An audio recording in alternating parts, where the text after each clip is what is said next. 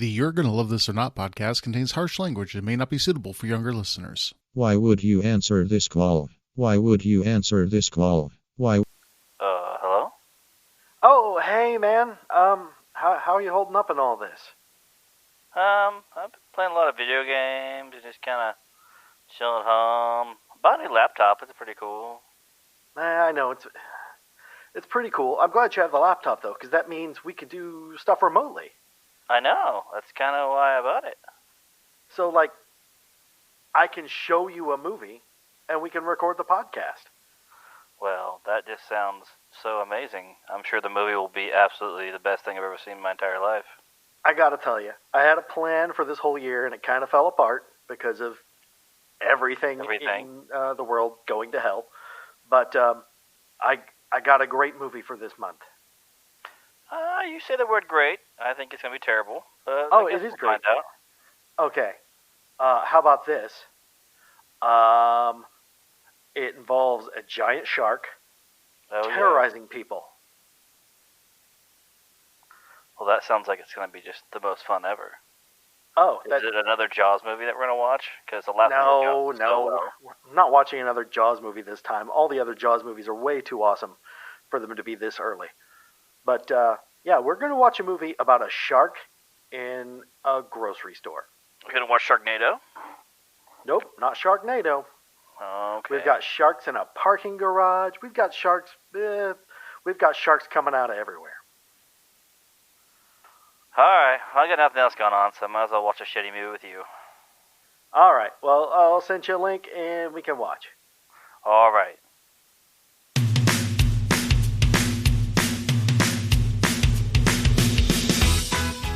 In this month's episode of You're Gonna Love This or Not, the group is still sheltering in place, but thanks to Josh's new computer, Plex's new Watch Together feature, and Zencastr, Matt was able to sucker Josh into watching another movie with him.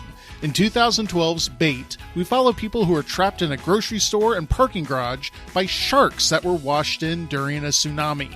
Will Josh find this entertaining, or will he try to return his computer so he's not subjected to any more of these on top of a plague? Let's listen to the trailer and then find out.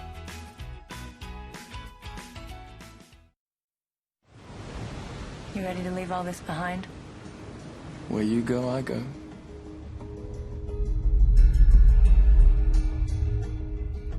You know that knot in your gut? That feeling in the air? That voice in your head? Don't ignore it. Sometimes, it's the only warning you'll get. No! Stay back! No! Stay back!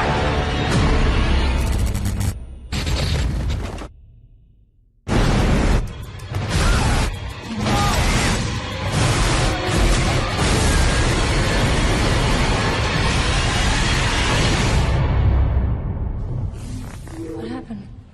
Where are all the people?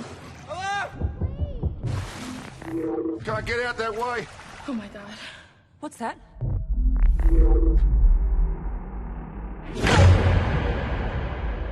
Where is he, Josh? Get everyone out of the water. Out of the water, now! Please help me! Help me! There's a 12-foot great white shark in here. Oh, shit!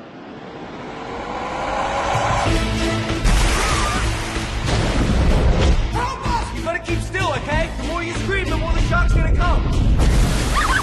Why does it keep circling? It's curious. It's not sure what we are. Hold on! Baby, swim!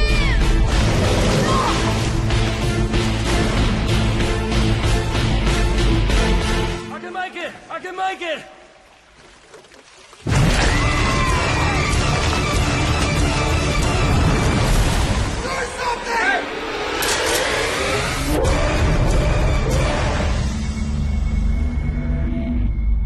Give me your shoes. Excuse me? To break the windscreen. Are you crazy? These are $300 Gucci.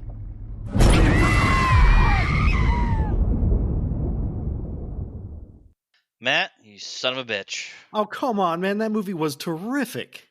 That movie was not terrific. The movie was so blasé that I almost fell asleep. Blasé. There's not more than 5 dull minutes in a row in that movie. I think there was 90 dull minutes in a row in that movie. I can't believe you were 30 bored. seconds of fun.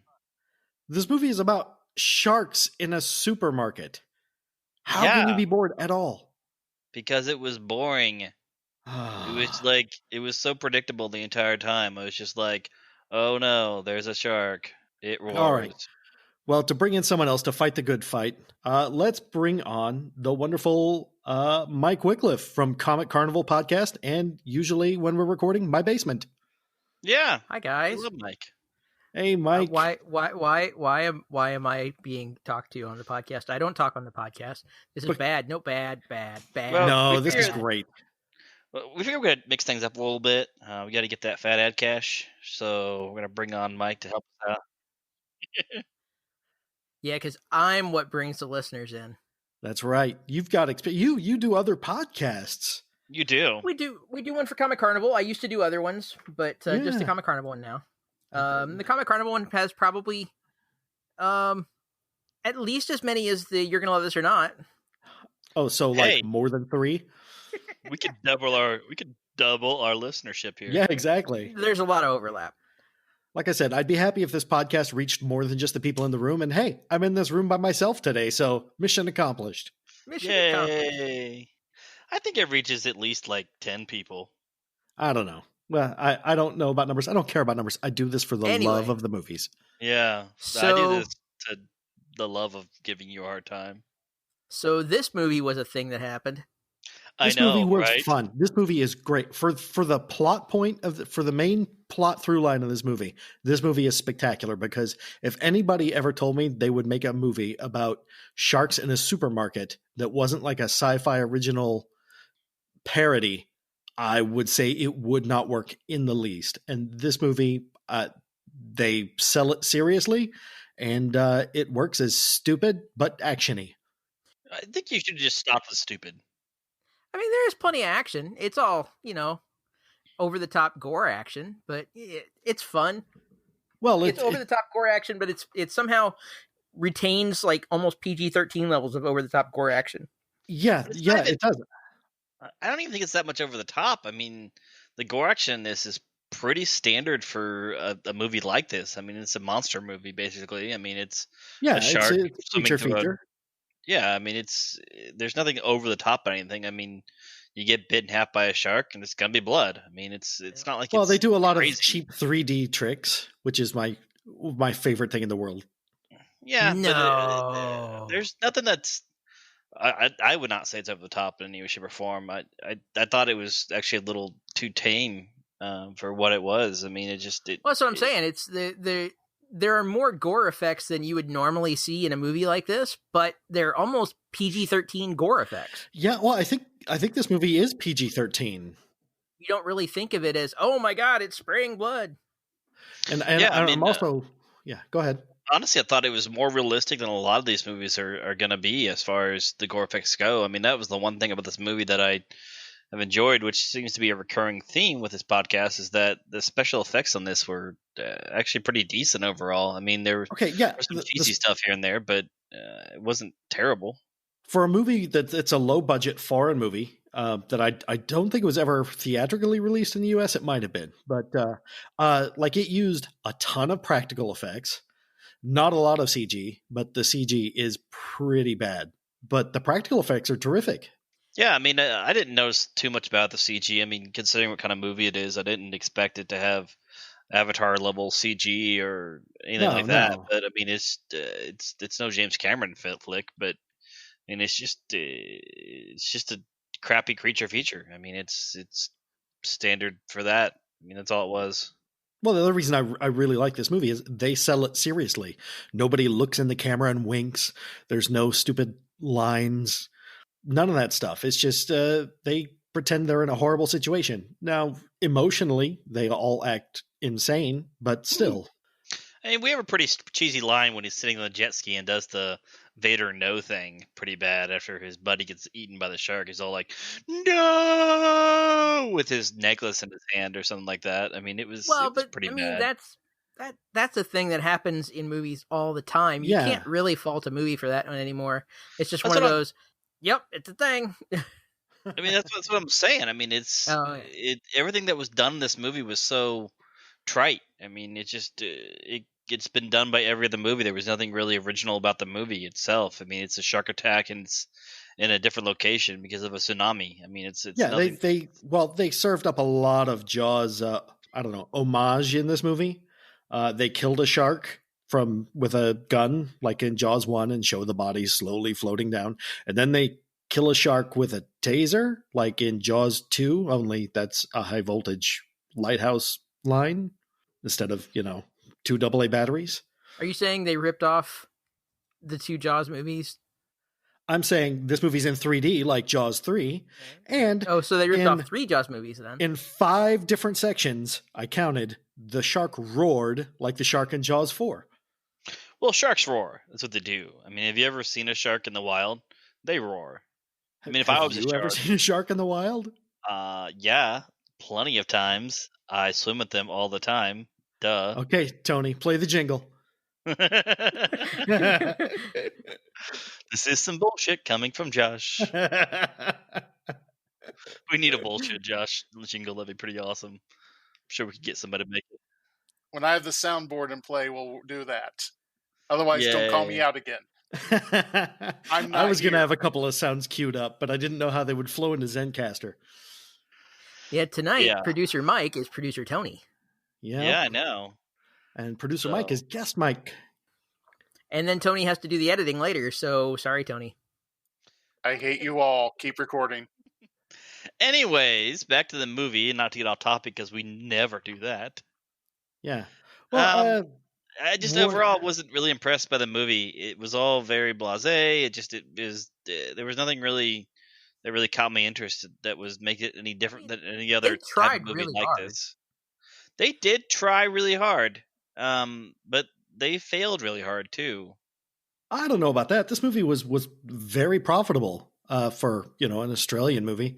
I guess an Australian/Singapore movie, which is why they mentioned Singapore like a dozen times in the movie. Let's see. I think a budget of $20 million for the movie, and it made $33 million. So it made not bad bank. Yeah. Not terrible with critics. Rotten Tomatoes gives it 47% critic score. So definitely not the worst we've seen. No, nothing will ever be the worst we've seen since we've watched Miami Connection. So, dude, this is one of those movies that's not going to be anybody's least favorite movie, but it's not going to be anybody's favorite movie either. Yeah, well, here's something I don't understand. It gets 47% from critics on Rotten Tomatoes, and generally the movies we watch get a much higher audience score than critics. This one's the opposite. This one only gets 27% approval from audience. So, I mean, it's a 5.2 on IMDb. Yeah, 5.2 out of 10. Letterboxd, 2.4 stars. It's right down the middle. I mean, it feels pretty right down the middle. Made a lot of money on a way out there plot. So, well, it kind of reminds me. I think the movie was just called Gator, the one that it came out last year or so. Oh, Crawl. Crawl. Thank you. Yes. Yeah. I need to see that. Yeah, me too. But everything I've seen of it, this reminds me of what I expect that movie to be.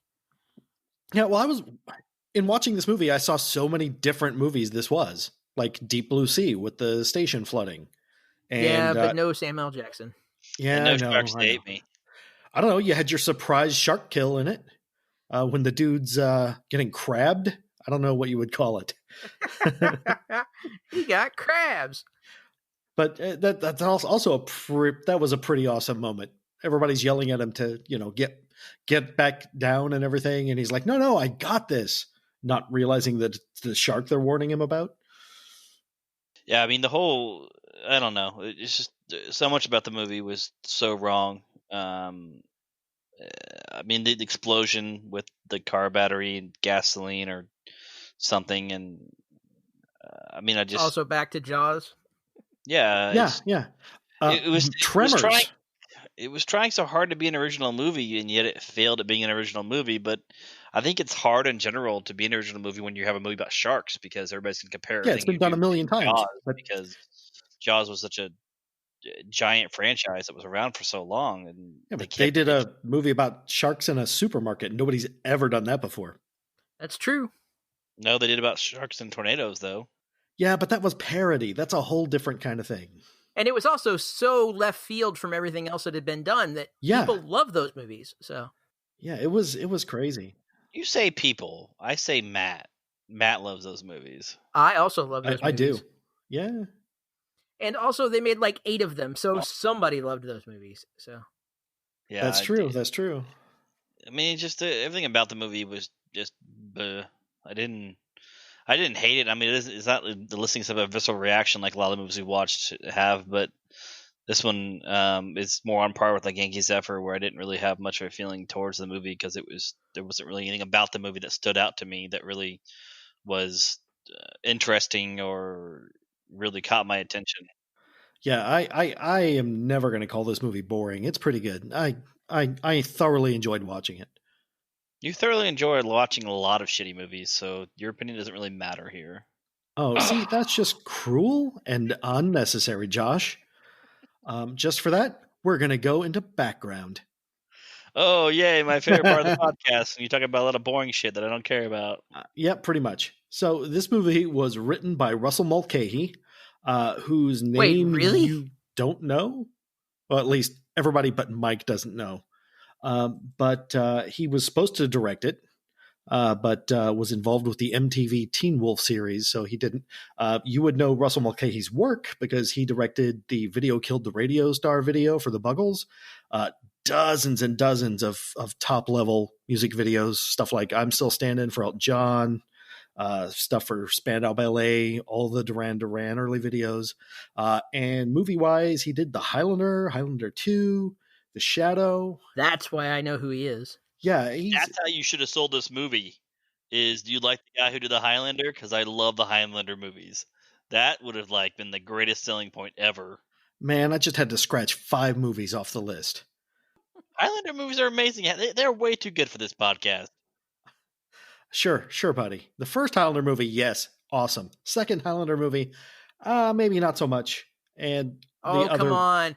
Yeah. I own this. This is actually something I used to say on the Traumatic Cinematic all the time that they used to make fun of me for. But I actually own Highlander 2 and Highlander 2 Rogue Cut on Blu-ray.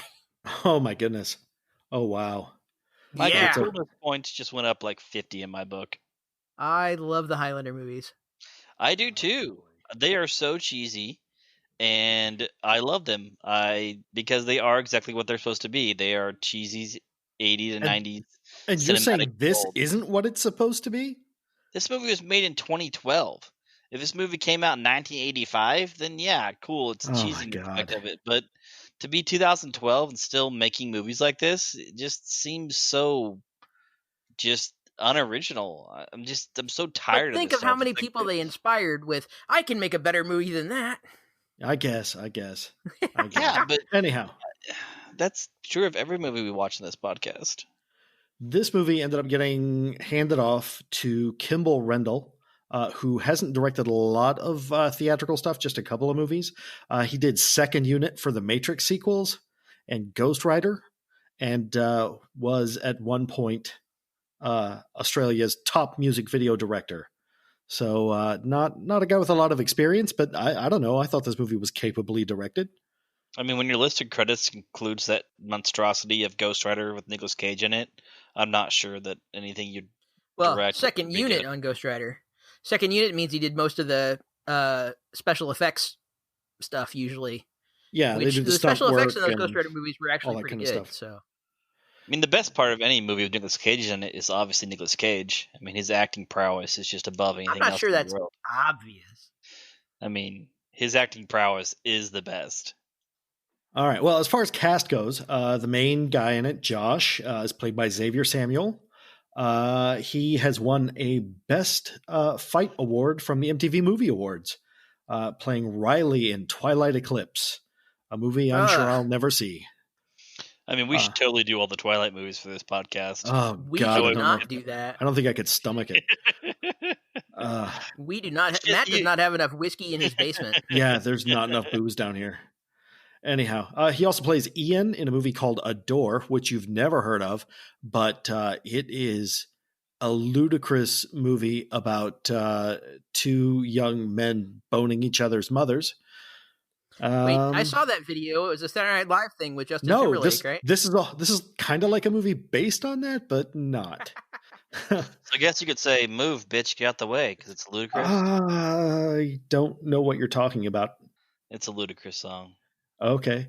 Let's see here. Oh, Rory, the guy who gets eaten really early on, played by Richard Brancatisano, who was the Green Ranger in Power Rangers Mystic Force.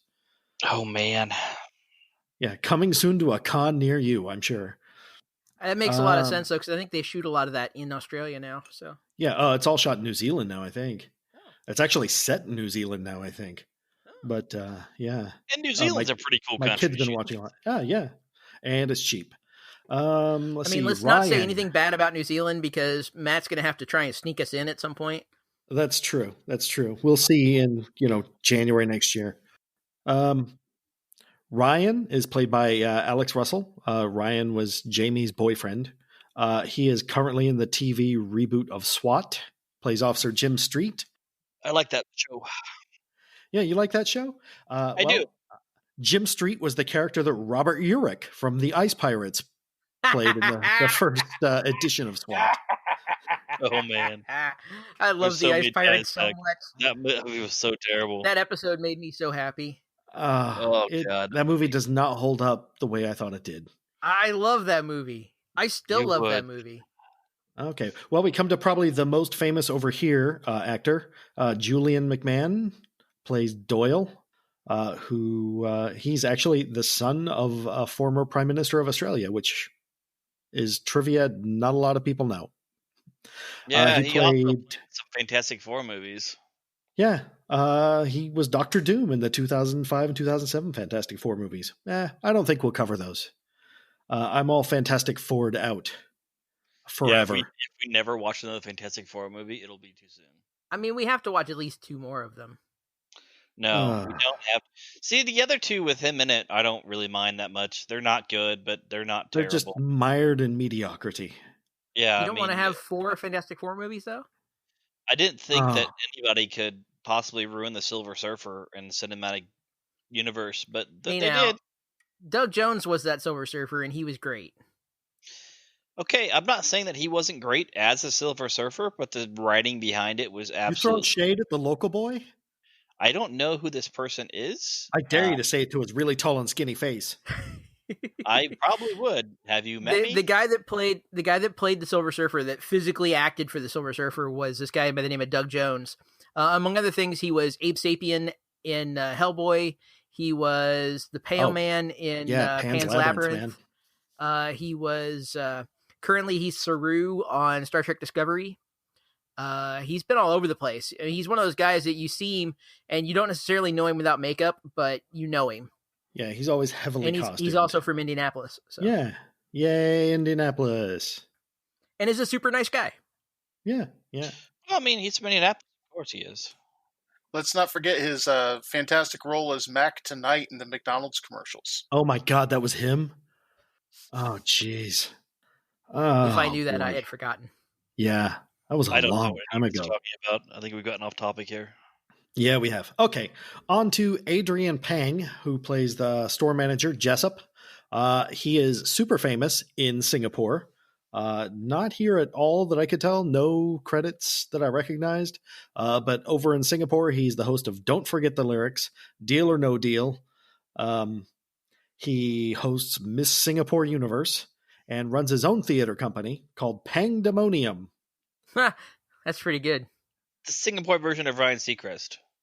Yeah, pretty much. Just a little older and yeah. But now he's only half the man he used to be.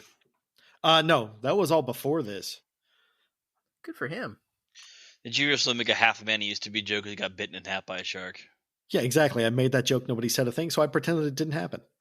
Yeah, that happens a lot with you. That's good. That's good. Just burp into the microphone. All right. Well, Tina from this movie You would know her from Step Up 3D and Dragon Blade, if you've seen that. I would not know her from I those would things. not know I've never her. seen either one of those things. I figured you were a big Step Up fan. Her name is Sharni Vinson. No, I think I watched the first Step Up, maybe. Yeah. Well, Dragon Blade you probably haven't seen. It's a Chinese movie, but it is made with American actors, and it is insane. And yeah, that's all I can say. It's basically a look at the Chinese defend the Silk Road 1,000 years ago with the Roman Legion, starring John Cusack. It's bizarre. Yeah, that sounds amazing. We should totally watch that movie next. It's on the list. It is crazy. Of course, it's on the list. John Cusack's in it, so he may save it. Here's a spoiler. No. Yeah, I didn't have much hopes for it. I think Adrian Brody's in it too. Yeah, it's Adrian Brody and John Cusack be in a movie together and not be good. Okay, I will show it to you. It is not good. Jamie, who actually seemed the most recognizable to me. I just seemed like I knew her from somewhere. She, the shoplifting girlfriend of Alex. She was in the Vampire Diaries, but I watched Westworld season 3 last week, and she's in it. Oh, I haven't seen that yet. So yeah. I'm pretty sure she gets blown up. She's kind of a bitchy secretary, executive sort of thing. If somebody dies in Westworld, I just can't believe it. Yeah, I know. Really weird. Shocked. And again, the director, Kimball Rendell, was in a rock group called the Hoodoo Gurus, who had a number 3 Australian hit after he quit. And he directed a movie. I'm going to have to find this because I've never heard of it. A slasher movie with Molly Ringwald and Kylie Minogue called Cut in 2000. Wow. I don't think I'm familiar with that one. Yeah. Yeah, that sounds wild. I figured her career just died out in the 80s after she did all those movies. Yeah. That's the kind of thing that would be right up my alley normally, but I don't think I've heard of that one. Yeah, I'm surprised. Which means it's got to be good, right? If neither me nor Mike have ever heard of it. I'm assuming it's terrible. You're probably right, but that doesn't mean it won't be enjoyable. You guys have different views of enjoyable than I do. If I enjoy watching something, it's enjoyable. It doesn't have to be good. I think you just enjoy torturing me. That's what you get so much enjoyment out of these movies. Oh, I get a lot of enjoyment out of that. You watch these movies and you're like, man, Josh is going to fucking hate this movie. Let's show it to him. That'll be so enjoyable. Pretty much every attempt I have at impressing my friends is an attempt to drive you away because I love you. Yeah, I'm like a bad penny. I keep coming back.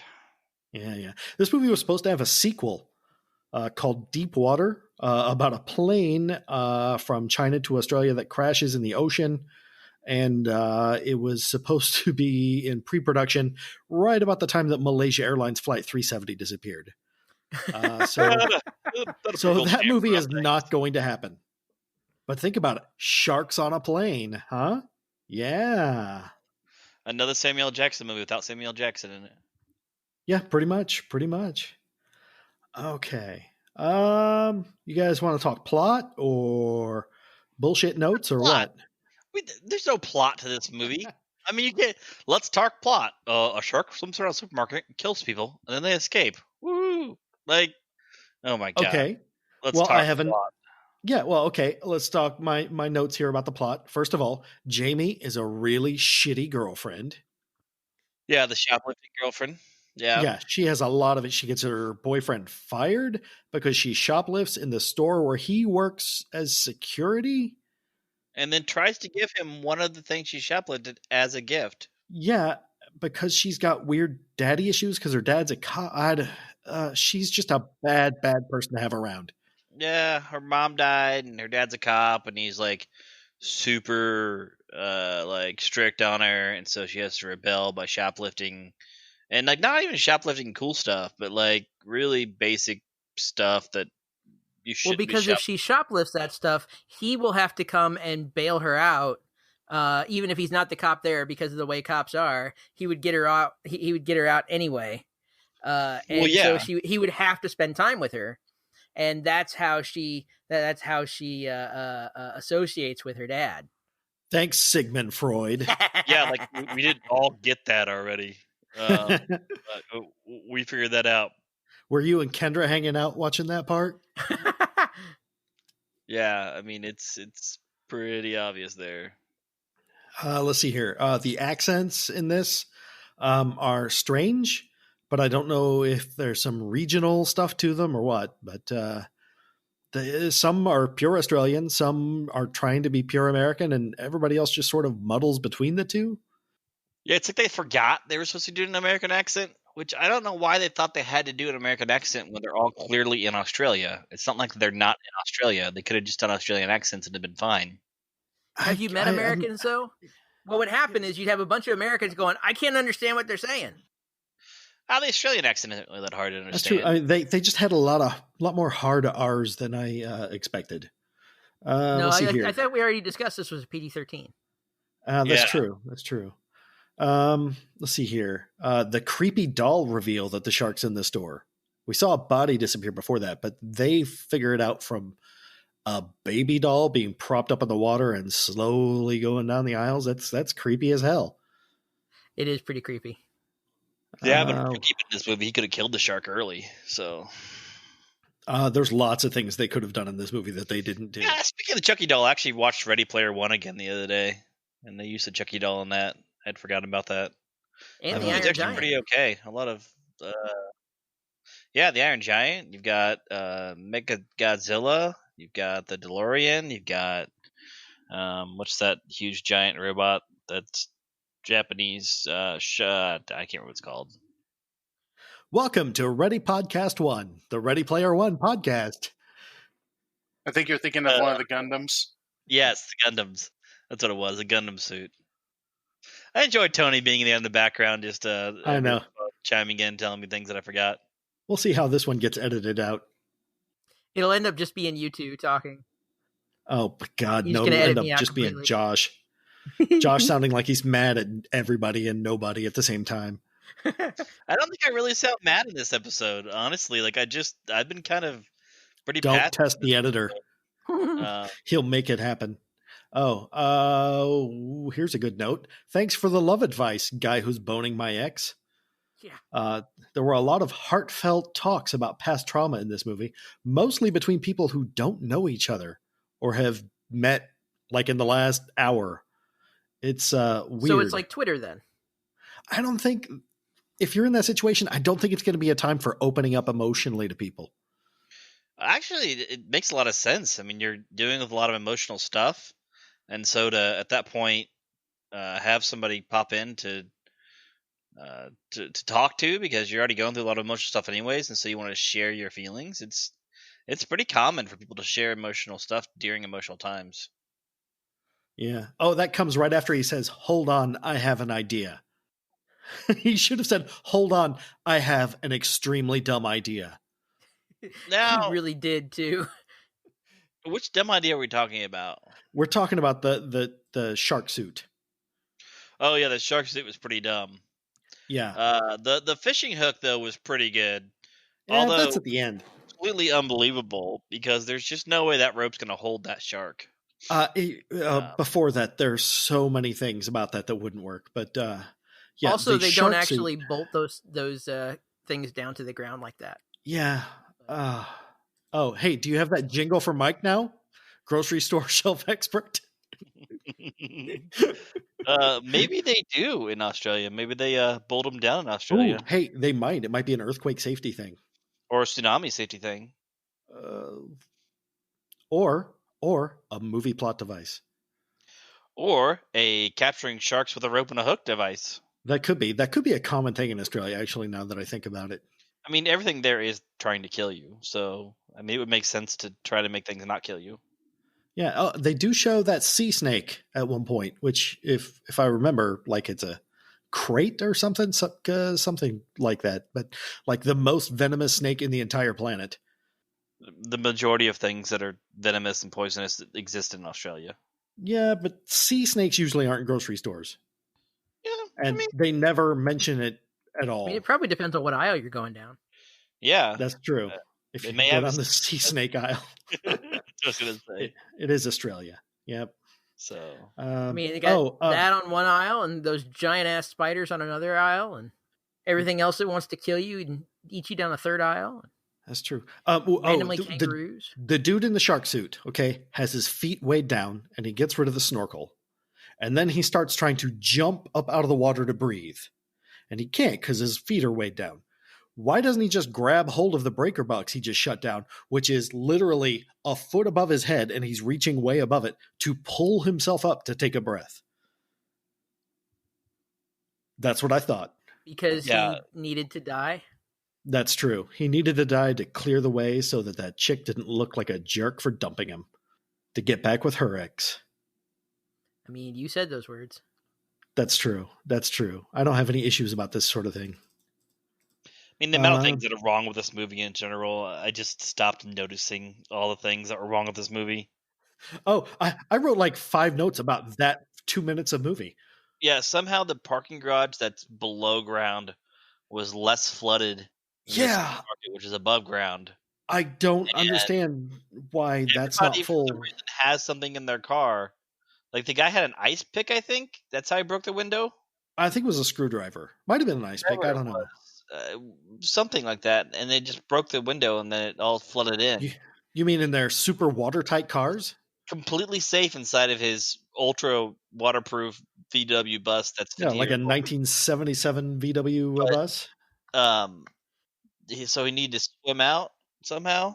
I don't know if he's going to run out of oxygen eventually, or what. To be fair, I do have a knife in my car that not only can cut a seatbelt, it also has a point on it specifically for breaking glass. Yeah, that's the way you were supposed to escape from a submerged car. It's just that their cars didn't seem that dangerous when they were submerged. No, they were like that submarines. Yeah, I have a knife in my car. I also have other things in my car that can break windows. But huh? What? Oh my god! Oh, nobody in this movie seems to be worried about anybody outside the shopping center at all. Yeah. Well, they nobody mentions. They do mention that actually several different times. They're like, someone will come to get us. Like, if there's anybody left. Yeah, but they don't talk about like, oh, my mom or my siblings or my friends or whatever. Are they all dead? Because that would be my concern. I mean, I'd want to get out of there, but I would be worried about other people too. Maybe none of these people have families. You ever think about that, Matt? Oh, well, here's the thing. I think once they leave, they are all one big happy family. I think everybody they know and love is there in the store. I mean, Yeah, including the 2 that fell in love while they were in the store. Even though one was robbing the store when the earthquake and tsunami hit. I mean, the sharks we killed along the way were the friends we always needed. Yeah, I was going to say. We have a dog murderer in this movie. But the dog doesn't die. Does not die. But the dog murderer gets what he deserves. He does. It did have some tasty bone crunching effects too. The dog does not die. I'm very happy about that because when dogs die in movies, they get really mad. Yeah, fuck the people. Just don't kill the dogs. Yeah, I kept quiet about it because I thought you would cheer when that dog appears on the surfboard. So. Yeah, I think it was a surfboard. It might have just been a floating piece of debris. But all I know is if you kill a dog, then, I mean, Keanu Reeves is going to come for you. Yep. And in this case, Keanu Reeves was a shark. He's Keanu the shark. Yeah. Oh, not only was that guy a dog murderer, he called the dog the R word. Yeah. He did. He also bought fake Gucci's and tried to pass them off as real Gucci's to impress his girlfriend. He was a bad guy. The movie basically starts with them fornicating in a car, in an open parking garage where everybody can see them. Yeah, like getting dressed when he's done outside the car. Yeah, and then he calls that. What did he keep calling that guy? He kept calling him something. I can't remember, freak or something. I think the point was that he was a bully to the other guy. But see, he doesn't act that way. He just acts like a dumb surfer dude. Like, I don't know. It was weird. I thought he was supposed to be good, and then he wasn't, and he gets eaten. So, yeah, he's such a douche. I mean, he's a typical just douchey McDoucherson. His douchey girlfriend shows him up at every turn too. Yeah, she has some serious issues as well. I'm not really sure what's going on with her, but Yeah, most of her issues were her accent. No, that was not even the beginning of her issues. I mean, being with that douchey guy was probably the beginning of her issues. Oh, and why is nobody's phone charged in this movie? Like, no one has a charged phone in this movie. Like, my phone always... It doesn't matter. Nobody would have cell service. They're underground, and a tsunami has just come through and plowed the city. At the very least, all circuits would be busy, yes. Yeah. Yeah, I mean, but for them all to be dead, and that's the plot point that they went with. Not that there isn't any service, but that all the cell phones are dead. Like, the one guy's was drenched in water because he had a BlackBerry, and so it doesn't work. And the other twos were just dead because they weren't charged. I mean, ultimately, if that's what's going to make you mad about this movie, you're just going to be mad about this movie. But... Oh, I'm not mad about this movie. I have very little feelings for this movie because of just how it was.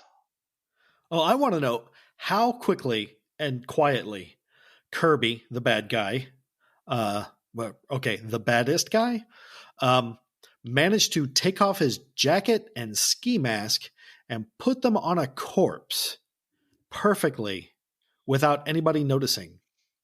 It's a wonderful question. So no one was really paying attention to the bad guy because there was a lot going on.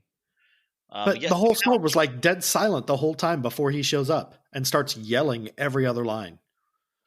I mean, the other thing is, like, how did he maintain control of his gun, and yet the cop couldn't control the oh my god he had?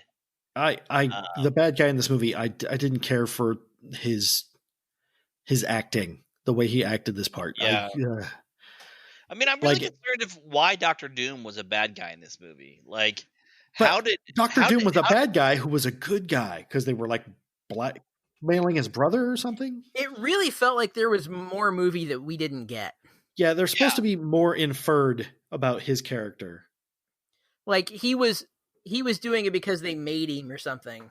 Yeah, but it was totally fucked up when he hooked the bad guy. Yeah, it was.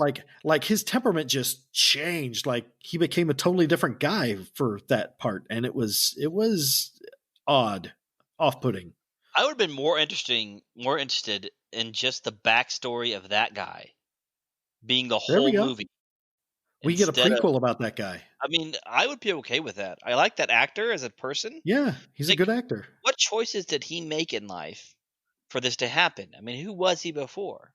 Why is he in this situation? He's obviously a badass of some sort. I mean, he hooks a guy after spearing him. Can we talk about how he threw a spear at him from God knows how far away? Oh, I thought it came up behind him. However he did it. I was going to say, I think he speared that. He built a spear, speared a guy. He also built a hook that hooks the shark. I mean, he's like an evil MacGyver, but not really evil. And not really MacGyver. He just put a knife on a broom handle with some tape. Oh, he did do the stuff at the end, though, with the car battery. Yeah. Yeah. The car battery that blew up like a kiloton of TNT. He also somehow attached a hook to a live wire without getting shocked. Yeah, I wondered about that, too. He's got rubber soles on his shoes. Come on, man. Oh, there we go. If everybody's out of the water, why would they just electrify the water? And once they do electrify the water with a taser, how are all the people that are standing on metal not also shocked by it?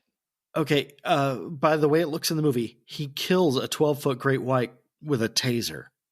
He does. I don't think that's going to happen. I don't know if taser barbs are even strong enough to pierce a shark's skin. If my roommate was here, I'd ask him because he would know more about it than I would. He is a former police officer.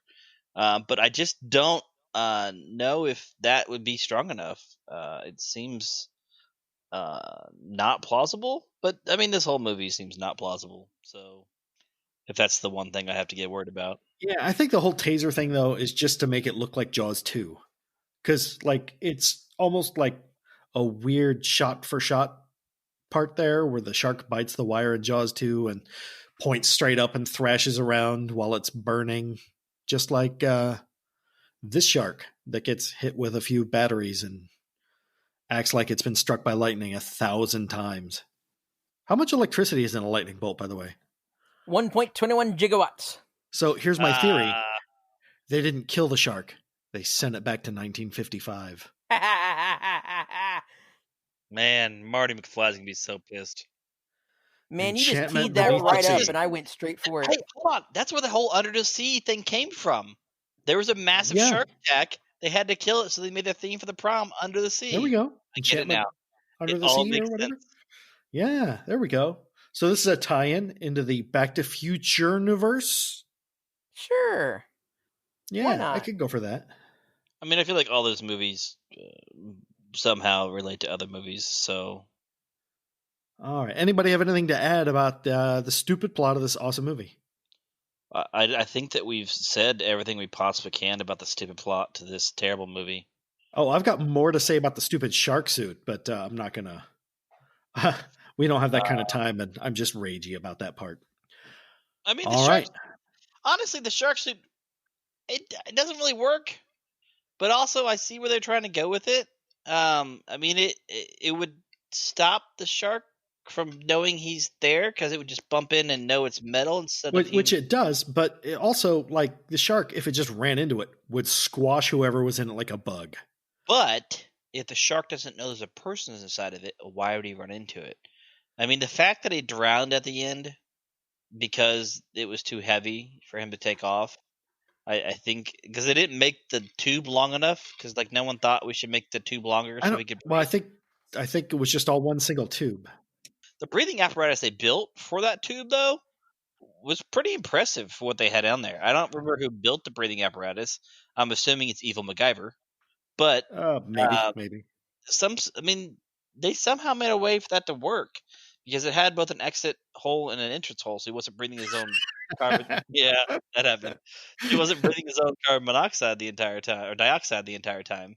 So, I mean, it was like a snorkel type thing. I don't know how they built it, but it was pretty ingenious. He gets his feet weight down, gets into this thing made out of, is it shelving mesh I think or something? Grocery baskets. Grocery baskets. How did they get, whatever. Metal grocery baskets. Yeah. So they do this, and he gets in the water and walks roughly halfway across the store, right? Why didn't they just go to the end of the shelving before he jumped in the water? It's an excellent question. Because when they get to they follow him with the arrows all the way to the end. Like 5 feet from the door he has to go through. It would have saved a lot of time and grief. Well, they probably needed to pad the time. It was kind of a short movie. It was hour 33, I think. If he doesn't die, then... That's true. Then you have to feel bad for him when his girlfriend dumps him for her ex. But I mean, that's I don't think people feel bad for him because it's such a classic rom-com thing where the girl moves on to some other guy and then all of a sudden realizes she loves her original boyfriend. Yeah, and well, the guy just like in those movies, this character had absolutely zero depth. There's nothing about him memorable. No, he had some depth. He went underwater. Oh God. He does give love advice, which is ludicrous. Well, but the love advice was basically, dude, I'm not really a threat. She was after you the whole time. Yeah. Why would you say that? Like, he knew that she didn't love him. Like, he knew that she still loved her ex. Like, he knew that once they ran into each other, that he was donezo. Like, there was no... Like, I think he said that because he knew that Joshua would be in charge of his air tube. Maybe, but I mean, Joshua was a lifeguard. He's not going to kill some guy just because of that. I mean, the guy disconnected his own air tube so he could get to where he needed to go, which seems a little odd. And why doesn't he just grab the air tube again? Like, why do they let it fall into the water? I don't. Joshua yanks it. Oh my God! Joshua yanks it away. If you remember. No, he pulled it off because he's trying to pull him back, so he pulls the air tube away after he lets it go. But so I think Josh did it on purpose. He didn't know that he had disconnected the air tube. Josh knew, and he was clearing the way. No, he did not know. Josh would not do that. There's now a conspiracy theory in this movie. Is this movie way more interesting now? No. No. This is not a Maze and Monster situation here. All right. Well, I do have a game tonight. You would have a game. Because this summer is our version of the Summer of the Shark. If you remember 2001, that long ago was the Summer of the Shark. Well, we are having our own Summer of the Shark celebration this year. So we're going to do some creature features. over the summer. And this game is called Summer of the What? And it's pretty easy. All you have to do is name what was the creature or monster in the movie title I give you. Oh, man. Mike's going to kill me in this. Mike is going to whoop you. So bad. I don't think Mike is going to know every one of these, but I wrote this game down before I knew Mike was going to be on the show. So, but yeah, you are dunzo. I have a feeling Mike's going to know almost every one of these movies. Oh, he absolutely will. All right, let's not build me up too much. Okay, so what we're going to do is we're going to give Josh first shot at every one of these. I got 1, 2, 3, 4, 5, 6, 7, 8. Okay, all right. So we'll start with our first movie. The movie title. Now this one's going to be hard. The movie title is Frogs. The movie title is Frogs, huh? Uh-huh. Is the monster a giant frog? I tell you what. He's close enough. I'm taking every single answer you would have given for this one because pretty much everything in that movie kills people. There are snakes, there are bugs, everything gets killed, or all the people get killed by just nature. And I'm not sure anybody in the entire movie gets killed by frogs at all. If they do, it must be close to the end. All right, we'll move on to the next one. Mike didn't even guess. Well, I gave it to you. Okay. You got it. I mean, Mike only gets a shot if you don't. Okay. Okay, so second one, Night of the Lepus. Night of the Lepus? Uh-huh. Lepus, Night of the Lepus. It's got to be a werewolf. That would be Night of the Lupus, I think. But Night of the Lepus. Okay, give it to him, Mike. Rabbits. Yep, giant rabbits. Wow. Great big pointy teeth. Lepus is rabbit, not Lupus. Great big pointy teeth. Oh, look at the bones. Let's see here. Okay, Josh. Do you watch Mystery Science Theater 3000? Not really. Oh, okay. Because this is a popular episode of that. The movie Squirm. The movie Squirm, huh? Uh huh. I don't. I would assume worms. Worms, correct. That is correct. Very good. The Dune. Okay. Now we'll get back to some older movies. It Came from Beneath the Sea. It Came from Beneath the Sea. I don't know. A giant octopus or squid or something? Oh my God. You got it right. You are kicking the shit out of Mike right now. As we get to the good ones. Yeah. You're not going to get this one. I'll just tell you that right now. The Bay. Oh, The God. Bay. Oh, that movie is so weird. I don't know. Let's see here. I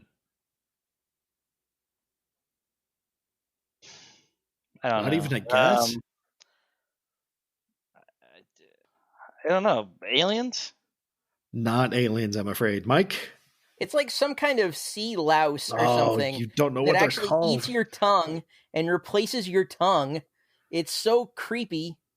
Yeah, they're giant isopods. Isopods. Yeah. Essentially a giant killer sea isopod. louse. Well, I don't think they're giant. I think they're normal size for what they are, but these ones are killer. Yeah. All right, Josh. The movie Primeval. I remember when this came out. I wanted to watch it. Primeval. I feel like I know this one. Not the Canadian sci-fi show with dinosaurs. That's all I can think of. It's like demons or something like that. I mean, it's. I think I remember. We're looking for an earthly creature. An earthly creature. Yes. God, I've seen this movie. I'm pretty sure. You might have. I have not seen this movie. I wanted to when it came out, and I lost track of it and never have. Yeah, I don't. I don't know. I feel like it's like devils or demons or. All right, Mike, you want to take a shot? All I can think of is the TV show, and I keep wanting to say dinosaurs. It is not, in fact, dinosaurs. It is a giant man-eating crocodile called Gustav. Wow. No. Maybe. I don't know. I might not have known that one. Like, legitimately might not have known that one.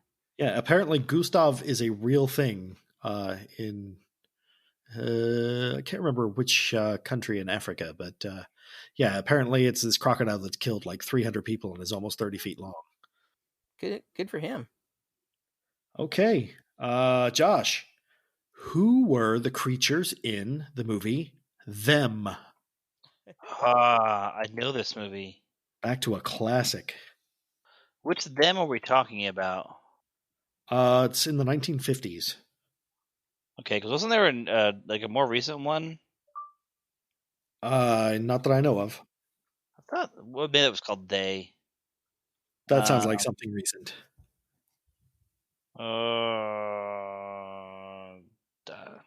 I don't know. Giant ants? Giant ants is the correct answer. Yes, it is. And let's see here. 1, 2, 3, 4. Josh, you have 4 points out of the 8. So it comes down to the last one. The last one. Oh, no. The movie, you might know this one. The Crispin Glover classic, Willard. I don't know if I've ever heard of that movie. We talked Back to the Future earlier, man.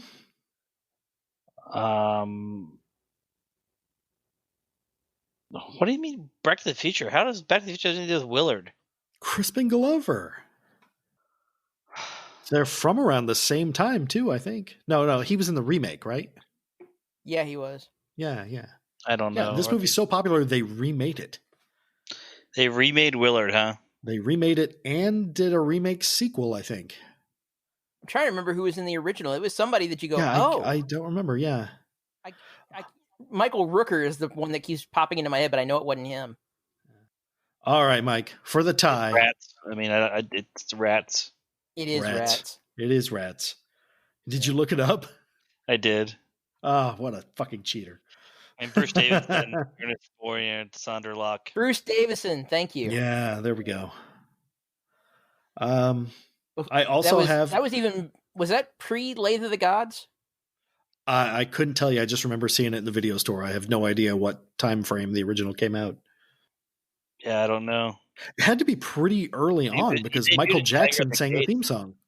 Yeah. Ben. Yeah, for the sequel. He's also in The Elephant Man, The Glass Menagerie. Bruce Davison? Yeah. Yeah, he's tons of stuff. He was the senator in the first X-Men movie, among other things. Oh, yeah, he is. That's the thing he's most well known for now. But he's been all over the place. He was in The Crucible back in '96, too. The Crucible's a really good movie. He was in Kingdom Hospital. He was a character in Tron, wasn't he? I can't remember if he was or not. I know Boxleitner was in there, but I was thinking he was in it. Anyway, doesn't matter. But he is great and over the top in Kingdom Hospital. I love that miniseries. Well, Willard was in 1971, which is one of his first 3 movies. Super. So, yeah, because Michael Jackson sang Ben for the second one. So, and that was still Jackson 5 era Michael Jackson. Yeah, he was still like 13 or something. Yeah. Anyhow, I do have an Ace Ventura note for this episode, and I'm not being mean. Not being mean. No, I'm just saying there was a moment in this movie when the shark jumped up out of the water where the only thing that stuck out in my mind was, "That's not Snowflake. That's not Snowflake." And I laughed out loud thinking of you, Josh. Actually, the original Ace Ventura was on the other day, and I watched part of it. It's good. There are parts of it that haven't aged well, but that's the same with pretty much everything. It's no nature's call when nature calls. I mean, that's all. Yes, it is by far. All right. Well, I think it's about time to wrap it up. Anybody have anything to add? I mean, as always, you're a son of a bitch, but I love you. So okay. I'll be glad to go back to just producing these. Well, I'm not sure how well that's going to go, but we'll see. We've enjoyed your input today, Mike. Yeah, I thoroughly enjoy your knowledge and input because you disagree with Josh a lot. Although Josh doesn't see it that way. We disagree a lot, but when he does, it's worth it. Yeah, I mean, most of the time we're actually on the same page. I think most of the time we're all on the same page, except for how great the movie is. Don't get me wrong. I I didn't hate the movie. I just kind of med the movie. That's kind how of nothing to the. It's exactly how I felt about this movie the entire time. I've just been like, it was so meh. Like I didn't. You have to remember, back in my traumatic cinematic days, we talked about stuff like Serbian film. So. Oh wow. Yeah. Didn't you once try to make me watch some Captain America movie that's from like Serbia or some shit, or Spider-Man? Oh, we watched Captain Turkish America Spider-Man. and El Santo versus Spider-Man. Turkish, yeah. It's called Three Dev Adam, Three Mighty Men. It's really bad. Like Spider-Man's the bad guy. Yeah. He actually jumps out from behind things and nice people. Yeah, it was great. I loved it. So anyhow, Josh, out of 10, what would you give this movie? A 3 probably. A 3? Okay, being generous this time. It's just not. I mean, it had its moments, but it wasn't good. Okay. Well, I value you as a human being, even though your opinions are dumb. Wow. What a dick move. Look, you took a shot at me early tonight. I saved mine for later. Anyhow, Mike, what would you rate it out of 10? I'd give it a 4. You know, if it's on Netflix, I'll watch it and I won't hate myself for it later. See, I got to give this movie a 6. I think it's well worth a watch for anybody. It's a fun way to waste an hour and a half. I enjoyed watching it. Hear my heavy sigh there, but it's the kind of movie I would put on while I'm trying to clean. Okay, sure. It's the kind of movie that I would tell somebody to watch because I didn't like them. I'm not going to disagree. Oh, see how this is. No, I really do. I really do like this movie. So yeah, 6 it is for me. But you also like me, so again, your tastes are questionable. Yeah, I was going to say I don't understand a lot of choices I've made in this life, but at least I'm not stuck in a supermarket full of sharks. That's true. You're not stuck in a supermarket full of sharks. That seems like it would be a great addition to like Supermarket Sweep. You know, if you don't get, you have to fill your basket within X amount of time. I always hated those shows. In after you. If they added sharks, it would be vastly improved. Right? I honestly would watch that show. Yeah. I would watch the shit out of that. Yeah. If all of a sudden it was better make it down the dairy aisle. Yeah. Just stay away from the meat market area all day. I think this is probably done. Seems like a good time to wrap up. So I love you guys. I appreciate you guys doing this. This has been fun. Even though we can't be together right now, it's fun to still be able to communicate and talk and do the podcast and watch shitty movies. So it's been a nice break up for the monotony of my days lately. But I'm probably going to get back to playing some video games and go from there. All right. Well, thanks for coming on, Mike. Hey, thanks for having me. I guess. I mean, I'm usually here when you guys record anyway, so. But we value your input. Yeah. Well, somebody had to, I guess. Law of averages and all. Oh, come on. You're a super good guy. Everybody loves you. Input. Right. Need input. God damn it. Johnny 5 is alive. All right, man. I love you, Josh. I love you guys. All right. We'll be back next time. Bye.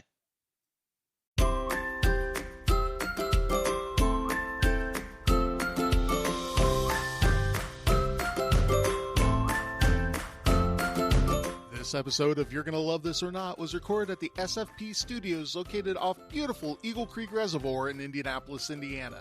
It features Matt dragging Josh down into the dark depths of his movie collection and is released monthly on the Team Geeking family of podcasts. It is produced by Mike Wycliffe, edited by Liz Shun and Tony Troxel, and features music by Scott Holmes, who can be found on the Free Music Archive.